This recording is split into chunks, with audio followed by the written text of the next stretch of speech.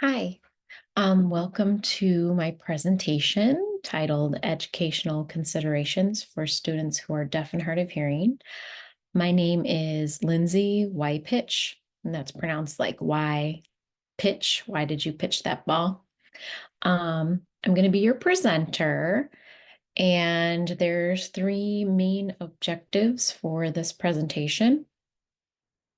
That would be hopefully by the end of this, you'll feel confident in educating parents and team members on the complexity of hearing, be able to guide your educational team in identifying any areas of concerns for students who are deaf and hard of hearing, and be able to effectively explain the impact of hearing loss and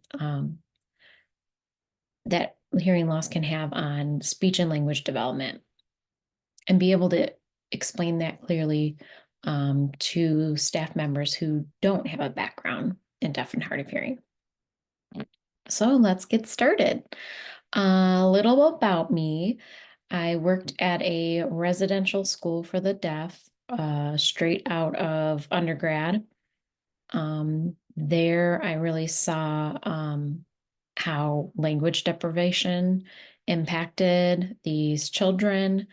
I really witnessed the importance of language and being able to communicate. So I was inspired to go back to grad school and get my master's in speech and language pathology. So I did that. And then after I graduated, I worked in two special education co-ops in their deaf and hard of hearing programs. I provide therapy services for students across the age ranges. And also, as part of my job, I am the diagnostic SLP. So I do the evaluations for students who are deaf and hard of hearing out in their home districts. And I also consult with the educational team members, the SLPs, the teachers on best practices on how to service our students who are deaf and hard of hearing and evaluate them. So some of my disclosures, financial, I am receiving compensation for this presentation. I'm also employed as a speech language pathologist in a special education cooperative in Illinois. My non-financial disclosures are I am a member of ASHA.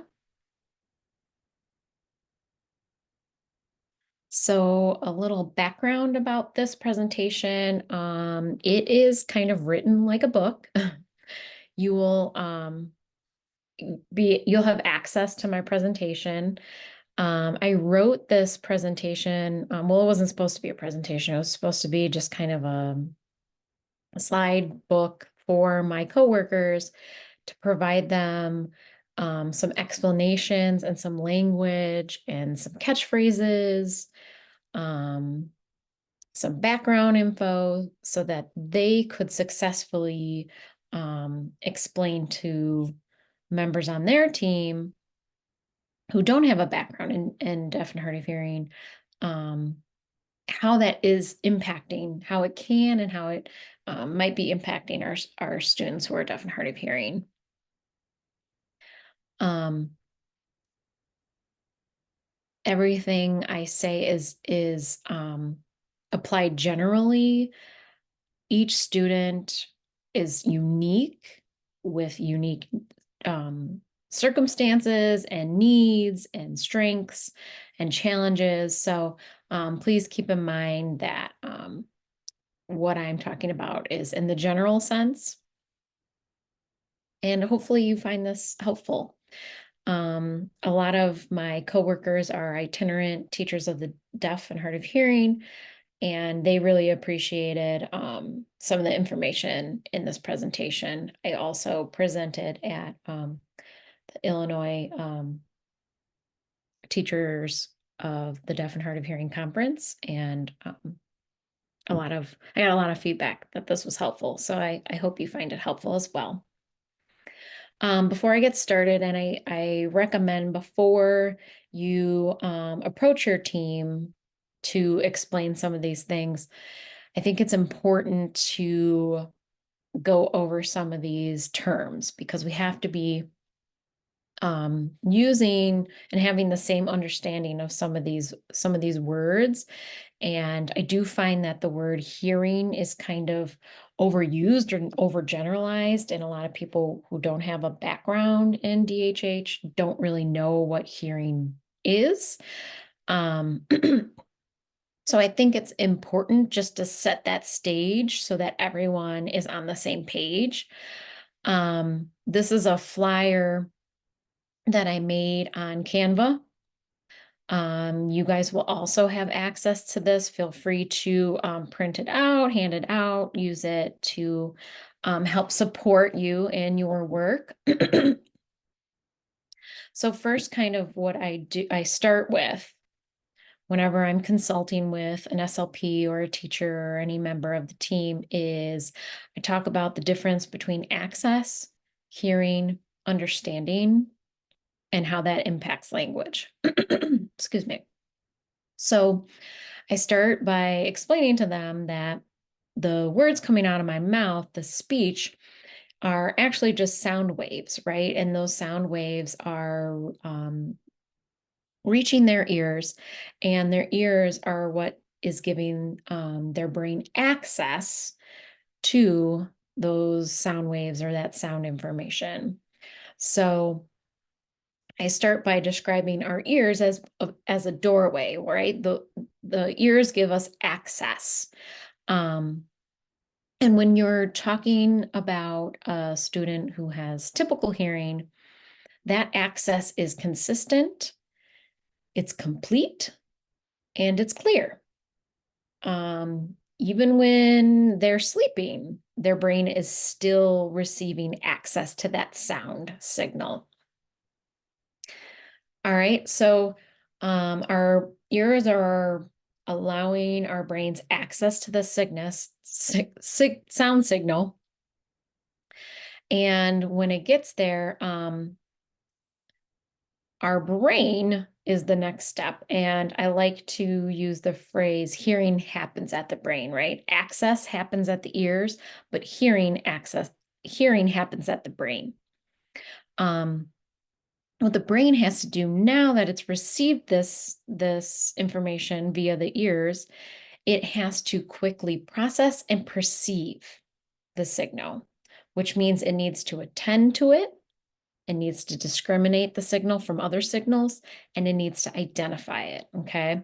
And that's what I consider hearing. And when I start talking about auditory skills, I'm talking about these skills, these hearing skills or listening skills. And then I talk about understanding, right? Because you can certainly have access and hear sounds, but not understand them. That's a whole nother thing. So our brains are pattern recognition machines, and they're receiving this information. And after repeated exposure, our brain starts to pick up on the patterns of this information. And over time, we start to attach meaning to those signals that we are identifying and we are getting consistent, clear access to. And that's where understanding comes in. So that's kind of what it looks like for a student with typical hearing.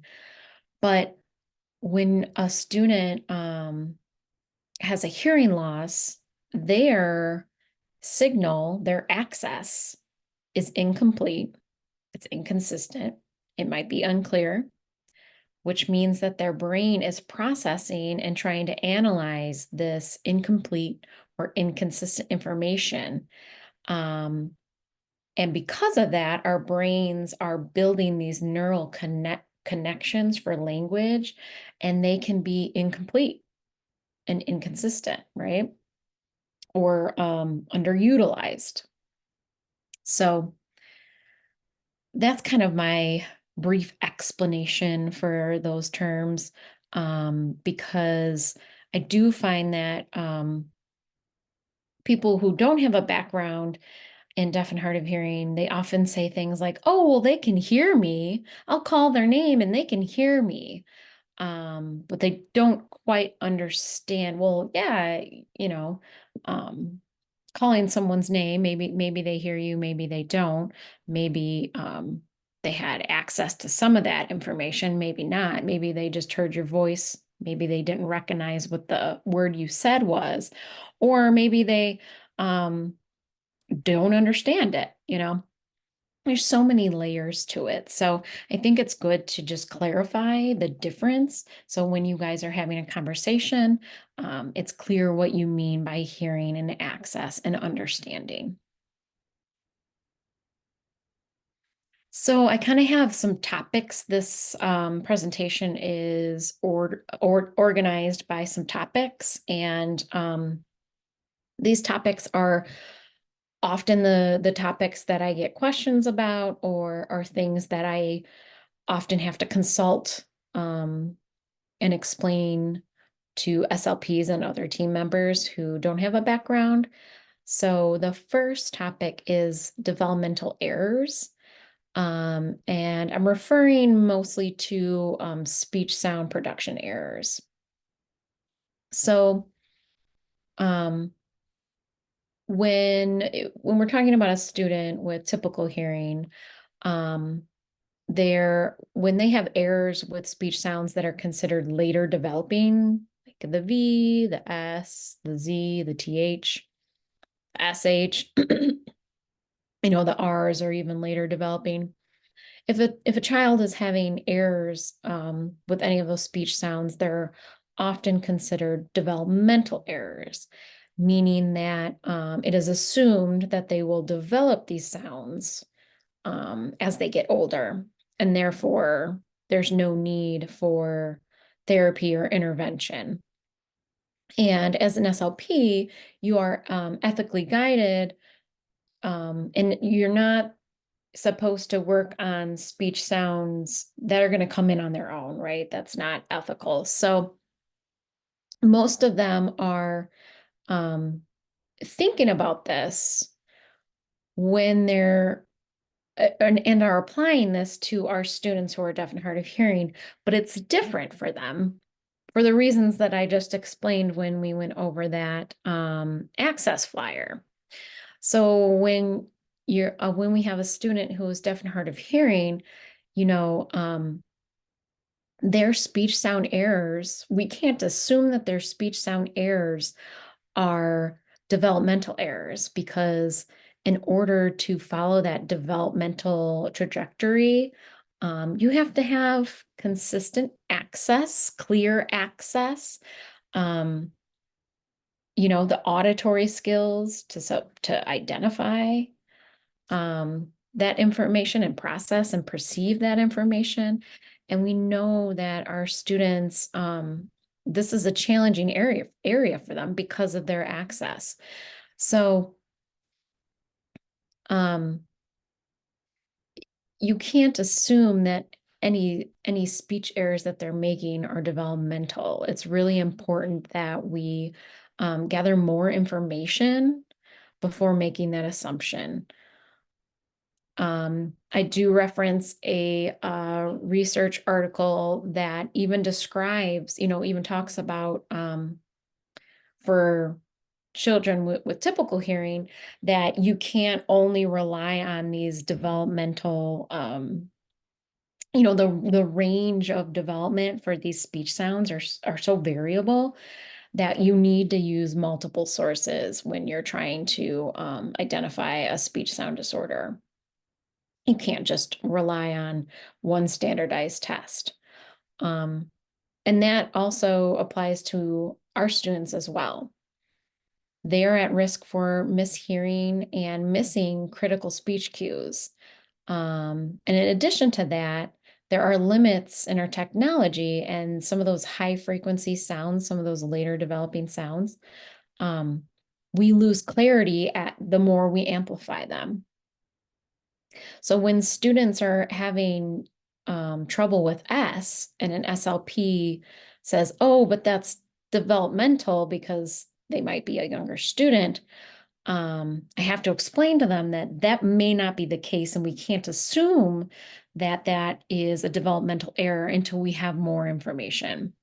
So, some things to consider or to ask your team, is the student wearing their amplification consistently all day at school, all day at home, right? Because that's going to limit their access um, and their brain's ability to perceive that information. And therefore, it's going to impact their production of those speech sounds. Um, and then I also recommend asking about some typical error patterns that I see with students who are deaf and hard of hearing. Omitting final sounds is definitely a pattern that I often see. Final sounds are hard to hear because they're quick.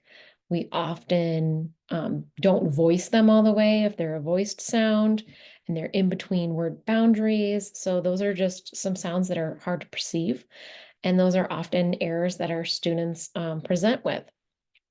I ask them, what kind of errors are they making? What kind of speech sound errors are they making? Does it involve the S? Does it involve the Z, the F, the V? All of those sounds, although some of them are considered later developing and might not be seen as a problem, those are the, sounds that are high frequencies, they're fricative sounds, which means that they're produced by continuous airflow through your mouth. And those are the sounds that our students often have difficulty perceiving. And this depends on their degree of hearing loss, of course, but these sounds, in particular, the S and the Z, are very important later on when the student is developing their grammar skills and syntax skills. And we'll talk about that a little bit later. Most importantly, I want to ask this SLP, can the student auditorily discriminate between the speech sound and their error, right? Because we know that auditory skills are the foundation for speech production skills. So the first thing I want to check is their auditory skills. Are they perceiving this sound? And not just in isolation. I need to know if they're perceiving the sounds in different syllable shapes and different positions of sentences. Although all that information is important before you label that error a developmental error. Kind of the catchphrase phrase that I use for this to explain to people when I have a short period of time to explain why their speech error may not be developmental is what goes in is what comes out. So after I've kind of explained my flyer about access and hearing, I explain that what goes in is what comes out, and their speech and the errors they're producing can be a reflection of what they're accessing and perceiving, right? It could be giving us a little window of how they're hearing. And that's kind of how I explain it when I'm crunched for time. I just explain that what goes in is what comes out, right? We cannot assume that these are developmental errors until we have more information. Other things to educate your team on is the limits that we have in terms of amplification and maintaining the clarity of those high frequency sounds. That final consonants are often errors that students who are deaf and hard of hearing present with, and they're harder to hear. Also, that hearing equipment is not a perfect solution. It does not provide perfect access. I think a lot of the people in the educational teams don't understand that hearing aids aren't like eyeglasses, right? Eyeglasses can give you 20/20 vision. Hearing aids don't, that's not how it works. So many things, so many factors can impact your access and your perception of speech, even with hearing aids being, one being the acoustic environment you're in, the background noise, your distance from the speaker, the tone of the speaker, the pitch, how quickly they're speaking.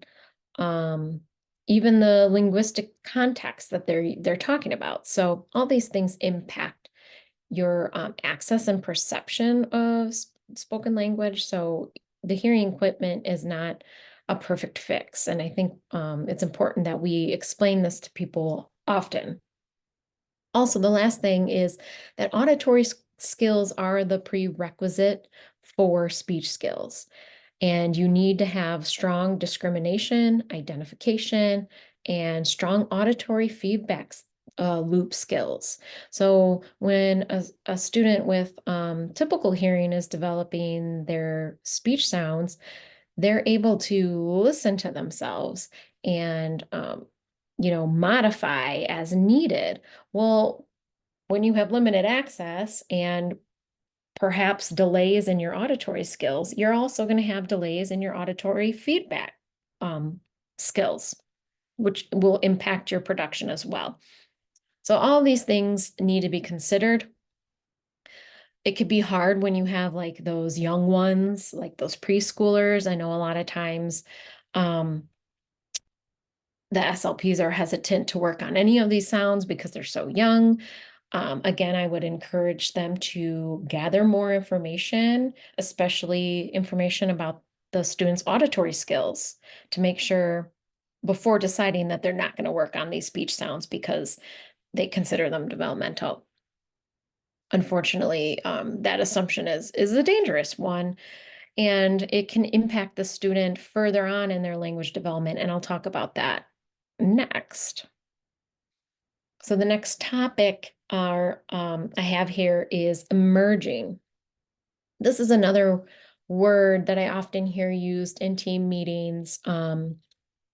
And so when, typically when a student demonstrates inconsistent skills, meaning they're doing it sometimes, not all the time, but they're doing it sometimes. This could be in speech sound production or in language skills. Those skills can be considered emerging, which means that they're most likely going to come through on their own, that perhaps they don't need intervention or don't need to continue with intervention. Again, this assumption, when applied to our population, can be a concerning one, because this is not the case for our students. And as I explained with that flyer, when we go back to the flyer, when I talked about access and hearing, when a student who is deaf and hard of hearing is demonstrating inconsistent skills, it could be a sign that they're inconsistent, their access is inconsistent, that they're not hearing it consistently, they're not processing it consistently or clearly. And so again, that catchphrase of what goes in is what comes out is important here when you're explaining to your team members that just because they do it sometimes doesn't mean that the skill is emerging. With a student with a hearing loss, that means that when they do it sometimes, it probably means that they're accessing it sometimes and or perceiving it sometimes. So that's an important distinction. Some things to consider or talk to your team about. Again, does the student wear their equipment full time? What kind of errors are they inconsistent with? Again, if these inconsistent errors are involving final consonant deletion, so if the SLP is saying, oh, sometimes they leave off the endings of sounds, but not all the time, that's a concern to me. I need more information because we know that their access isn't consistent, that their perception isn't consistent. So therefore, what goes in is what comes out. And I'm not going to assume that that means they're emerging in these skills. Are there inconsistent errors with these fricatives or high frequency sounds? In terms of language errors, are they making inconsistent errors with grammatical endings? S being one of them. S is one of the most important sounds in our language because it represents so many different grammar elements and it changes the meaning of what you're saying. This one little sound, S and Z, actually. So the final S can represent a plural noun, a possessive noun. It also represents verb tense, simple present, like boy walks. So if, the student isn't accessing that sound consistently or perceiving that sound consistently, they're not going to use it consistently. And that's a deficit at the auditory skills level, right? This isn't about a speech error. Now it's about the auditory skills. Are they dropping the ed endings for past tense verbs? The ed ending actually makes a t sound, a t sound, a d sound, or an id sound sometimes. So that's tough to hear. English has a lot of consonant clusters at the ends of words, and that's hard. That's hard to perceive. So our students often, if they have deficits in their auditory skills, they're not always perceiving those sounds at the ends of words. Therefore, they won't always produce those when they're talking. Other things that I often see are errors with prepositions, especially those really short ones, in, on, and at. Those can be really tough.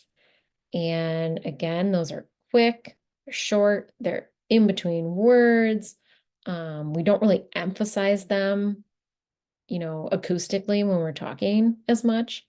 And then the other area would be the copulas, that is, am, are, was, were. Those are another ones that our students can struggle with.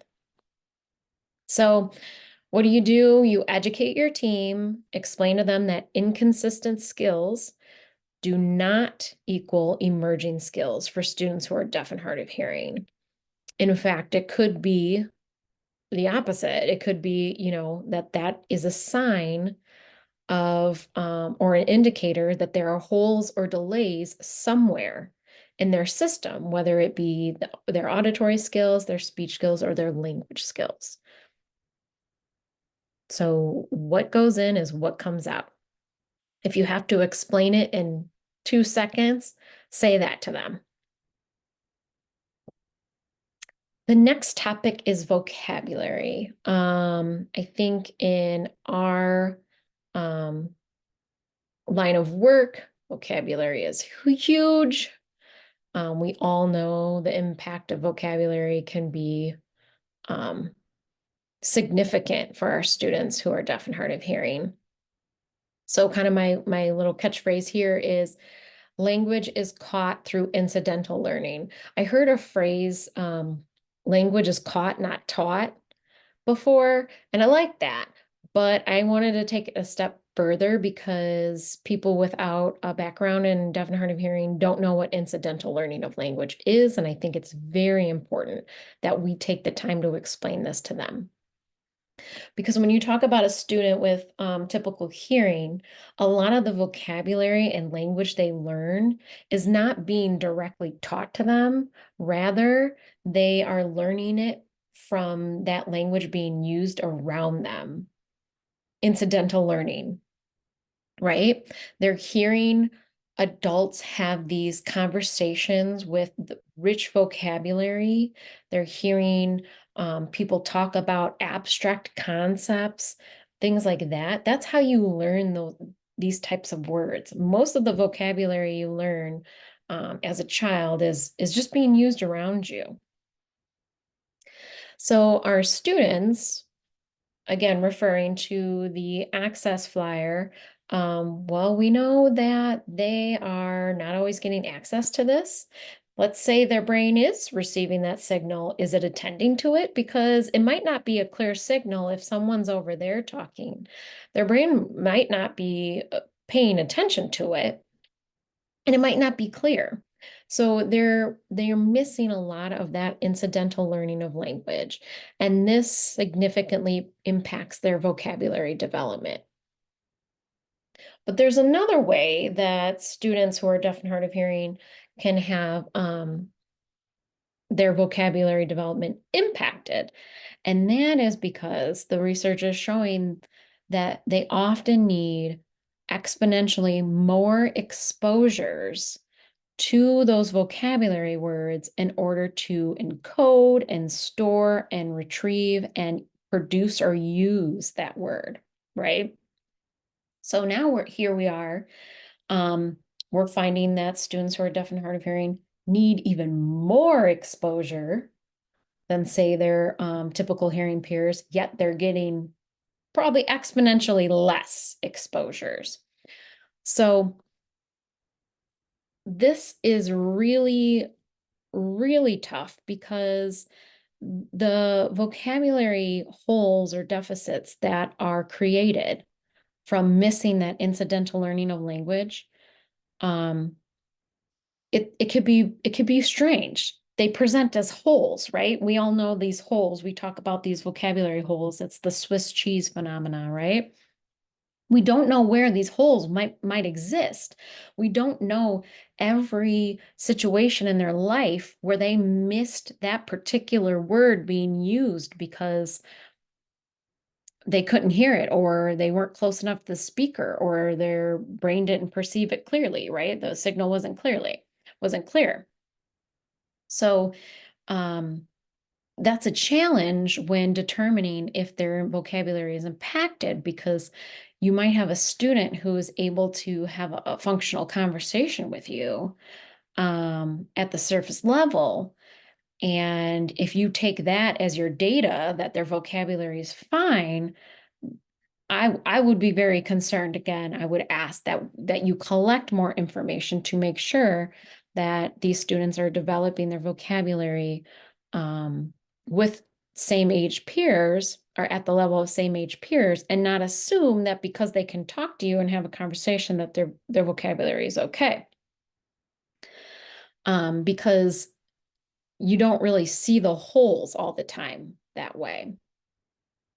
So it's in and their vocabulary holes can impact their entire education. I mean, every class out there, reading, writing, all the content classes, social studies, their social skills, even math can be impacted by vocabulary deficits.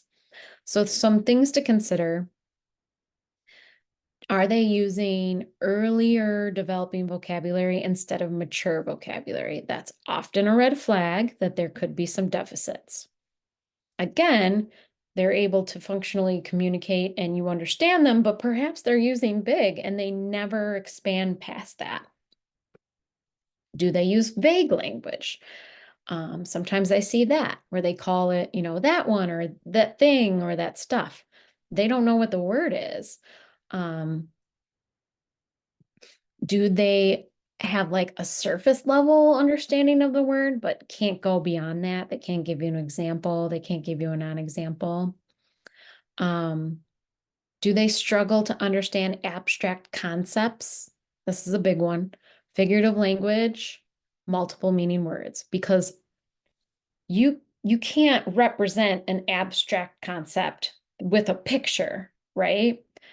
You really have to hear those terms being used in context. That's how you gain the meaning of them. That's how you understand what they mean.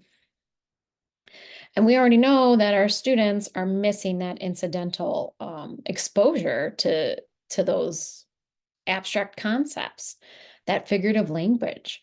And these are all things that are frequently used in books, multiple meaning words, very common. So this now is also impacting, could be impacting their reading skills. Do they have underdeveloped semantic knowledge around the vocabulary word? Can they tell you the category that it belongs to?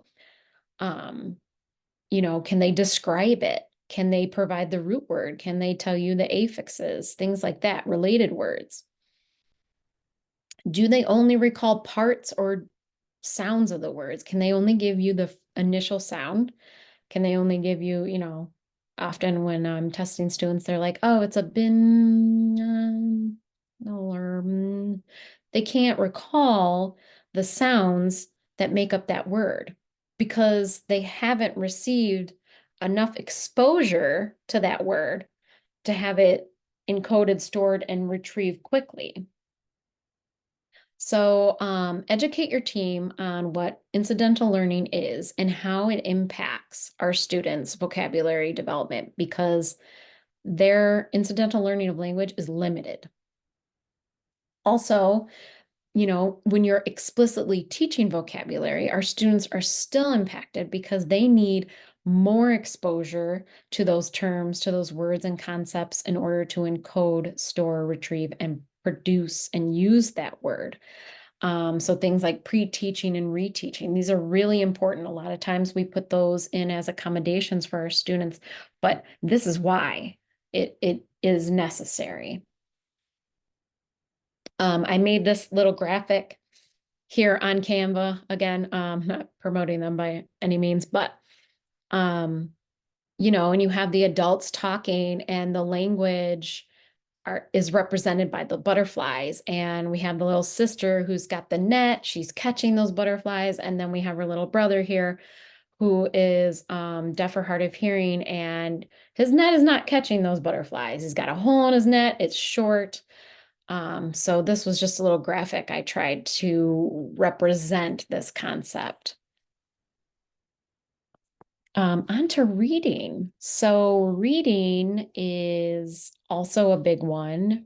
Reading is an auditory skill. Because reading is print, often I find that sometimes team members without an educational background don't make the connection to the fact that reading is all about the sounds of our language, and our students who are deaf and hard of hearing don't have consistent access to sounds, right? So therefore, there's a direct correlation. But oftentimes when I'm in these meetings and I'm consulting with teams, they kind of overlook the students' challenges in reading, like, oh, they're coming along, maybe they're not doing as great as everyone else, but they're overlooking the foundational skill that you need to read, which is auditory skills, which, because of everything we talked about before in that flyer, we know our students have challenges in those areas. So that's a big one. In order to be a good reader, you need a specific recipe of so many skills. But most of all, the foundation of those reading skills are phonological awareness, phonemic awareness, and phonics, right? So you have to have a deep understanding and the ability to manipulate the sounds in your language. Sounds, right? And I say that like sounds to the team. Like, think about what we're talking about. We're talking about sounds. Reading is about sounds, all right? And our student doesn't have consistent access to that. So I do reference a study here. They did find that students who are deaf and hard of hearing demonstrated deficits in phonological awareness, phonological memory, and conceptual print knowledge compared to their same age peers with typical hearing. So we all know that reading can be very challenging for our students, but not only with the decoding aspect. Obviously, if you're struggling to decode and you're slow to decode, it's going to impact your comprehension. But also what impacts your comprehension are those vocabulary deficits, your missed opportunities of incidental learning. That also impacts your comprehension of reading, your understanding of figurative language, of abstract concepts, multiple meaning words. All these things impact so many different areas of reading, holes in your background knowledge because of missing of incidental learning, all those things. So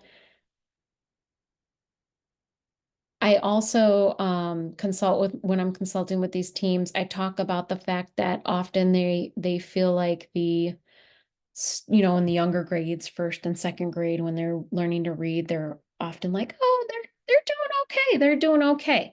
But I would encourage those teams to collect more information on what the students' skills actually are, because if there are deficits at any level, auditory skills, vocabulary, and then on to reading, it does become more apparent around third grade, or now even a little earlier, when there's a shift from learning to read to reading to learn. And that's typically when the teams start to realize that there is an issue here.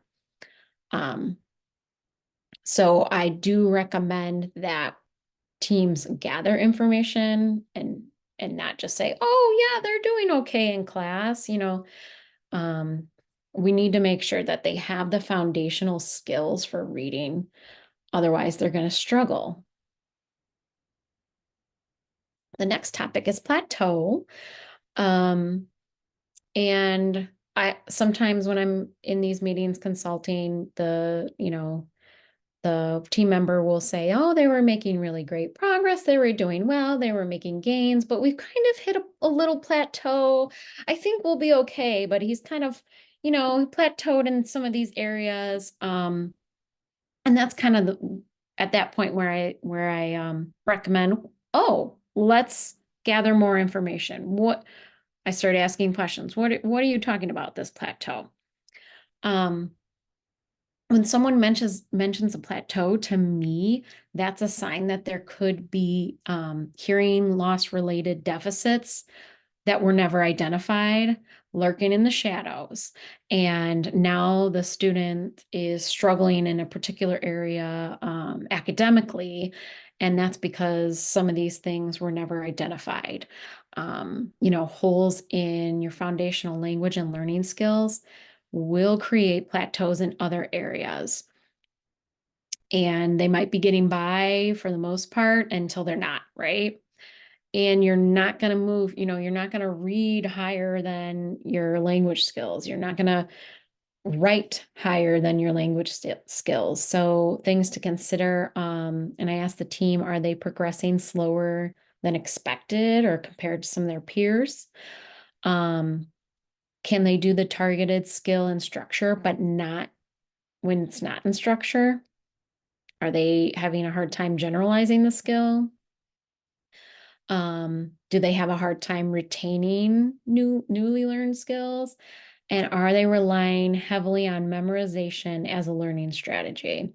I've seen several students, very smart kids, but because they have holes in some of those foundational skills that they need for language to build language and learning, they struggle. So they just straight memorize. And I'm talking about those kids that perhaps you're reading or telling them a story, and then you ask them a question and they tell you the exact sentence word for word that you may have said, but they can't synthesize or predict or inference because they're not actually synthesizing the information. They're just trying to memorize everything and put it down, and then it's gone. So that's a concern, that there are some of those deficits lurking and they've never been identified. So just educate your team on that, what plateaus could really mean for a student who is deaf and hard of hearing. The next topic is screeners. And so I'm going to be talking about speech and language screeners. What are they? They are tools that are designed to gather more information to identify if students are at risk for speech and language delays and whether formal testing is going to be recommended. So screeners are designed to be given quickly and easily. Some are standardized, most are not. Most are not designed for students who are deaf and hard of hearing. They also lack the sensitivity and specificity to spot hearing loss related deficits. And why is that? Well, remember how we talked about often our students present with inconsistent skills, right? That's why screeners are not a good idea for our students. At least they should not be the only source of information that we're relying on to determine if the student's speech and language levels are are expected at the expected age. Because screeners have a difficult time spotting those types of holes. A lot of the screeners only require a single demonstration of a skill in order to get credit for that skill. And we know that our students that have those inconsistent skills, because what goes in is what comes out, and our students with those random holes in their vocabulary development, that might not show up on a screener if you only have to, perform that skill once to get credit for it. So things to consider when you're discussing with your team, who was what was the target population for this screener? Who was it designed for? Does it probe auditory skills? Most of them don't. They might probe auditory skills later, higher in the language hierarchy when they're looking at receptive language skills, but they don't look at discrete, like discrimination, being able to discriminate minimal pairs, those discrete auditory skills. Does not assess that. What's the criteria for skill acquisition? Is it just one demonstration of that skill?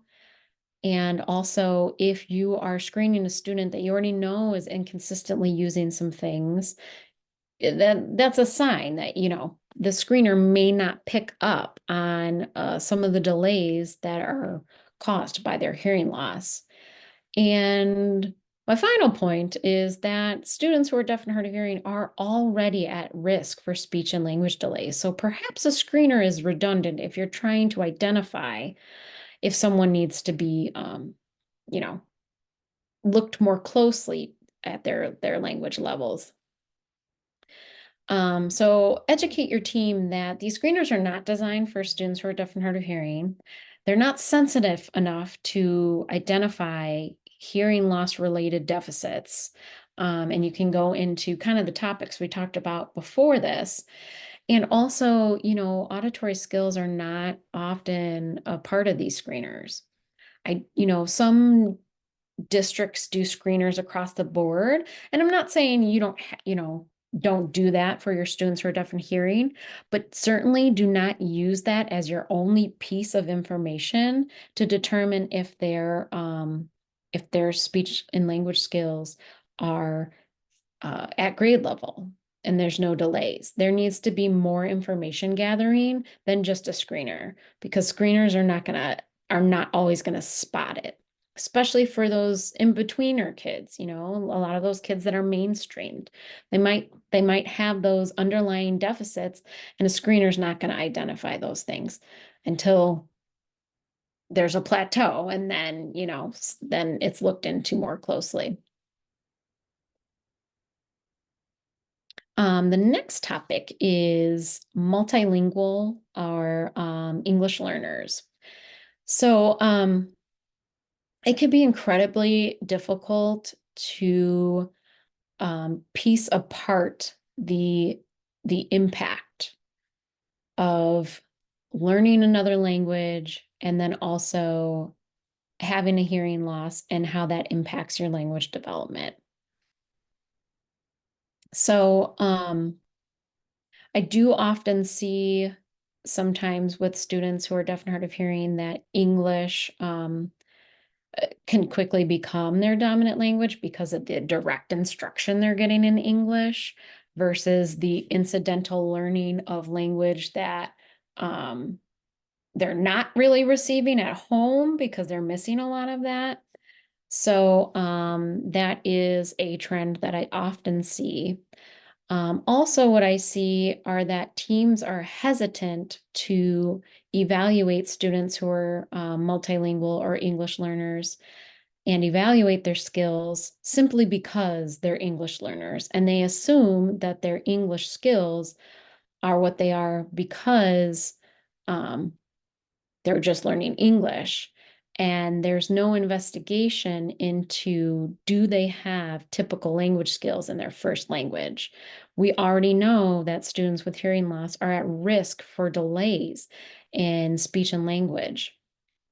And so um, a lot of teams wait it out. And then unfortunately, sometimes these students are not making the progress compared to their other ML or EL peers, and then it's kind of too late.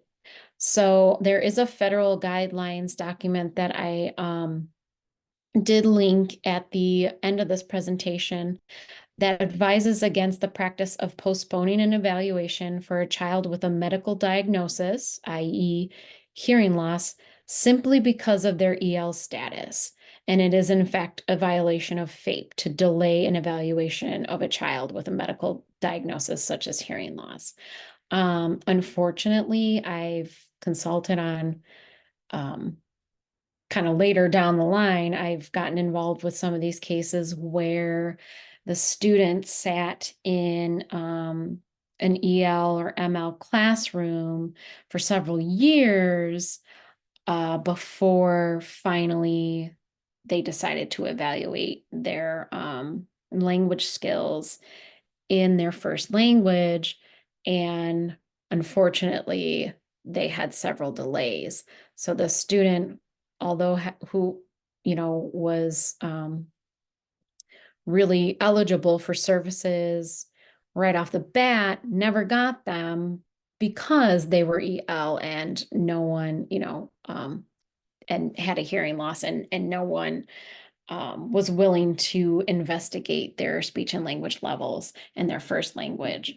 So I highly, highly recommend that if you have a student that comes into your caseload and their ML or EL, gather the information that you need to gather to make a determination. A great place to start is a parent interview.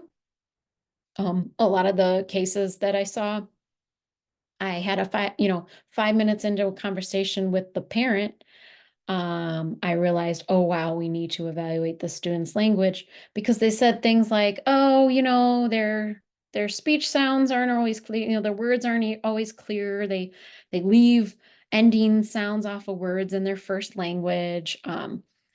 They they don't use correct grammar in their first language, things like that. So all the things we kind of talked about, those questions, those probing questions, the same things I ask parents.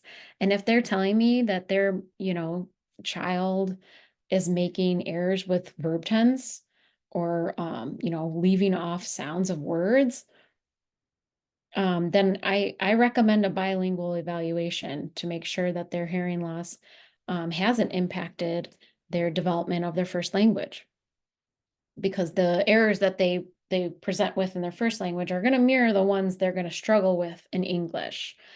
And again, I ask about those typical error patterns that I see with our students who are deaf and hard of hearing. So please educate your team. It hurts my heart when I see these students not getting the services that they're eligible for simply because they are learning English. And they're the same as anyone else, any other student who's deaf and hard of hearing. They're still at risk for missing those critical speech cues. They're still at risk for missing that incidental language of learning. And their English language acquisition may be even more challenging because, compared to another ML or EL student with typical hearing, because of that need to have the repetition, that exponential exposure to some of these words and concepts. They need it even more than maybe their peer in the EL classroom. Also, learning a language is learning the sounds of the language, right? And that requires the auditory skill. So either way, this student is learning another language without complete access, without, and perhaps with some delays in auditory skills. And that will impact their development as well. I don't know. So that is it for my presentation. I have some resources for you. There is a great reference for evaluation considerations for students who are deaf and hard of hearing, um, that you can share with your SLPs that perhaps are evaluating a student who is deaf or hard of hearing and doesn't have that knowledge or that background. I also have my Access Hearing Understanding Language flyer linked in there. Feel free to print that out, hand it out, give it to parents, give it to teammates, whatever helps you. Also linked in there, the ASHA website that has a lot of great information and the federal guidelines that I just referred to, and then some references that I referred to. So I really hope this presentation was helpful. And I hope that you all are able and feel more confident in explaining some of these things efficiently and quickly when you have to in those team meetings. Um, Sometimes, these phrases help me just to get my foot in the door, just to get, you know, maybe a domain started, or at the very least, getting the team to start collecting more information on some of these areas so that we can determine if we need to do an evaluation or not. Um, I think that's really important. If you can get your foot in the door and, spread the information, spread the knowledge so that our students who are deaf and hard of hearing are getting the services that they need, that they should be getting, they have a right to get, and that we're using best practices when we are evaluating and considering their needs. All right. Thank you for joining me. Have a great school year.